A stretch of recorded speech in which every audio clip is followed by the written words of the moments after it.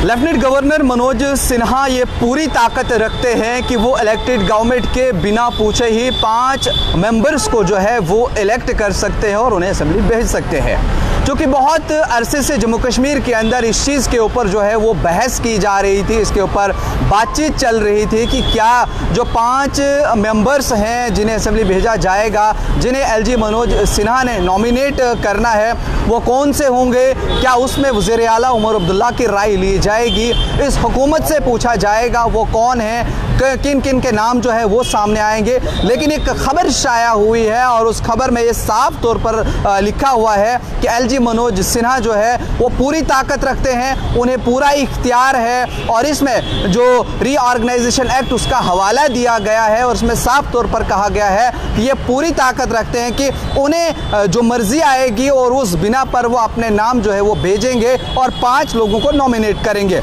जिसमें ये कहा गया है कि जिसमें एक कश्मीरी पंडित खातून है और एक और पीओजे के जो रिफ्यूजीज हैं उनका नाम रहेगा। उसके अलावा और भी लोग हैं जिनके नाम जो है वो लेफ्टिनेंट गवर्नर मनोज सिन्हा दे सकते हैं।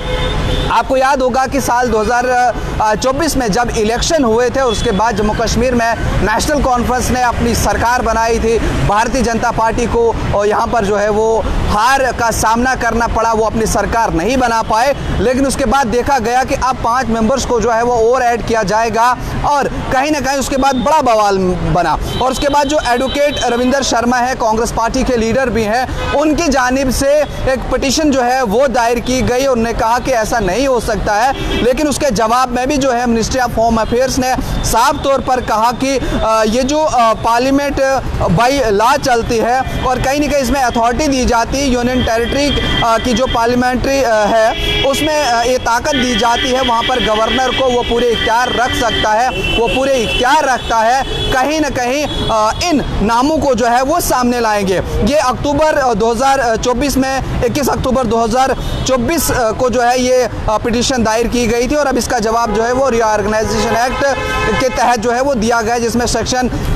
15(15)A और 15(B) जो है वो दिया गया है। और अब पॉलिटिकल रिएक्शंस जो है वो भी सामने आना शुरू हो जाएंगे। और इससे पहले जो अमेंडमेंट 2023 में थी जिसमें टोटल सीट जो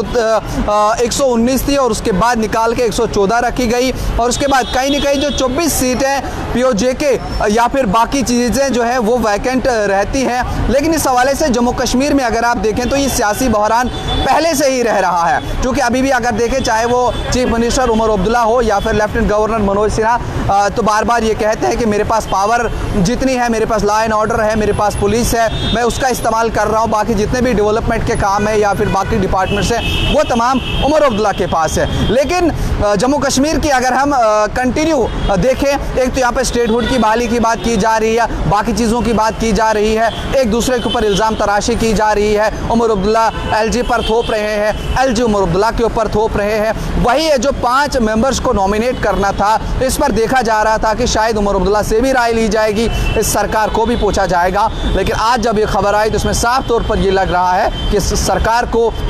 नहीं पूछा जा रहा है, बल्कि एलजी मनोज सिन्हा के पास ये पूरे इख्तियारात है, वो किन के नाम आगे देता है, क्या चीज़ें होती हैं उस पर अब अभी जो आगे लोगों के रिएक्शंस आएंगे या फिर बाकी पॉलिटिकल पार्टीज़ के, कांग्रेस के, नेशनल कॉन्फ्रेंस के, पीपल्स कॉन्फ्रेंस के या बाकी लोगों के, उनके क्या तासुरात रहेंगे, उनके क्या कमेंट रहेंगे, वो भी आप तक पहुँचाएंगे। आपकी क्या राय है कमेंट सेक्शन में ज़रूर बताएँ।